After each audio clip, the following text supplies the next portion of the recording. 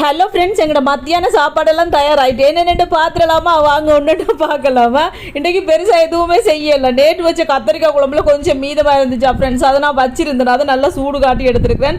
சோறு கொஞ்சம் போட்டு வடிச்சிருக்கிறேன். அதை தான் இப்போ எடுத்துருக்கேன். கொஞ்சமாக முருங்கைக்கீரையும் வறுத்து நான் காலையில் பார்த்தீங்கன்னு சொன்னால் கஞ்சிக்கு வாங்கின முருங்கைக்கீரையில் கொஞ்சம் மீதமாக இருந்துச்சு. அதை கொஞ்சமாக வரையாக வறுத்துட்டு அதுக்கப்புறம் பார்த்தீங்கன்னு சொன்னால் சோறை சட்டியில் போட்டுட்டு நல்லா சுட சோறை போட்டுட்டு அப்படியே சூடு காட்டின கறி இருக்குது தானே, பழங்கறி, அதுவும் கத்திரிக்காய் குழம்பு எப்படி இருக்குது, செம்ம டேஸ்ட்டாக தான் இருக்கும் ஃப்ரெண்ட்ஸ். அதையும் எடுத்து சோறோட போட்டுட்டு கொஞ்சம் முருங்கைக்கீரை அதையும் போட்டு நல்லா இந்த மாதிரி குழைச்சாச்சு. சரியா நல்லா பிரட்டி குழைச்சி விடணும் ஃப்ரெண்ட்ஸ். கையால் குழைக்கலாம், ஆனால் சோறு சரியாக சுடுவது. அதோட நான் கரண்டியால் குழைச்சிட்டேன். அதுக்கப்புறம் பார்த்தீங்கன்னா கருவாடு கொஞ்சம் பொரிச்சு வச்சிருக்கேன். பாரு கருவாடும் பொரிச்சிருக்கேன். அதுக்கப்புறம் உப்பு மிளகாயும் கொஞ்சம் பொரிச்சு வச்சிருக்கேன்.